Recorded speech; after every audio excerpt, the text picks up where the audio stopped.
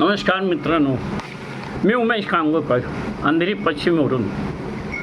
मित्रांनो, माझी काकी या 3 तारखेला सोडून गेली, देवाघरी गेली. आज 11वं 12वं आहे. सकाळी त्यांच्या जाण्याच्या वेळेस एक पंचक म्हणून एक पूजा मला करायची होती.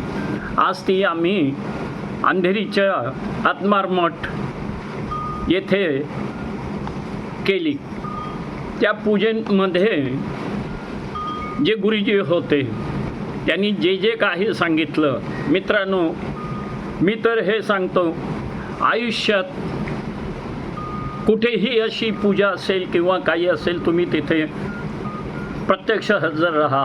तुम्हाला तुमच्या जीवनाचं कळेल, तुम्ही जीवनामध्ये काय करत आहात, किती खोट्या गोष्टी ज्या तुम्ही करताय. मित्रांनो, सगळं काही आपल्याला इथे सोडून जायचं आहे, पण का म्हणून ही लोक सगळी, मी पण माझ्याही चुका झालेल्या आहेत, मीही चुका करतोय, पण या कळत नकळत झालेल्या चुका आपल्याला सुधारायच्या आहेत. नंतर वरतीच सगळ्यांना जायचं आहे.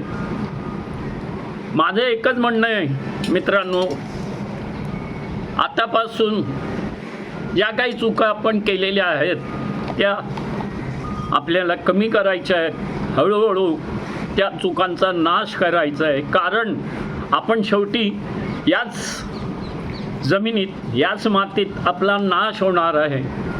आज आपण दुसऱ्यांच्या पूजेला जातो, उद्याला ही पूजा आपल्याकडून कोणी करेल, आपल्याला 4 जणांचा खांदा मिळेल, हेही आपल्याला सांगता येत नाही. आपलं नशीब काय असेल सांगता येत नाही. मित्रांनो, मला सांगावं असंच वाटतंय की कृपया करून समोरच्याला दुःख देऊ नका, ज्यामुळे त्यांना त्रास होईल. शेवटी आपल्याला जायचंच आहे. मी अजून काही बोलत नाही. मित्रांनो, एकदा या प्रमाणची पूजा तुम्ही कुठेही असेल किंवा स्मशानमध्ये पण आपण जातो, तेव्हा आपण तिथे आतमध्ये गेल्यानंतर त्या चितेच्या समोर आपण बोलतो, देवा माझी खूप मोठी चूक झाली आहे, आणि तिथून आपण बाहेर पडतो. आणि त्या स्मशानच्या गेटच्या बाहेर पडल्यानंतर आपण या पापी दुनियात आल्यानंतर आणि आपण परत तसंच वागायला लागतो. मित्रांनो, आपल्याला सगळं बदलावं लागेल. मी देखील हळूहळू बदलण्याचा प्रयत्न करतोय, तुम्ही देखील करा. धन्यवाद. उमेश कांगोकर, अंधेरी पश्चिम मुंबईवरून.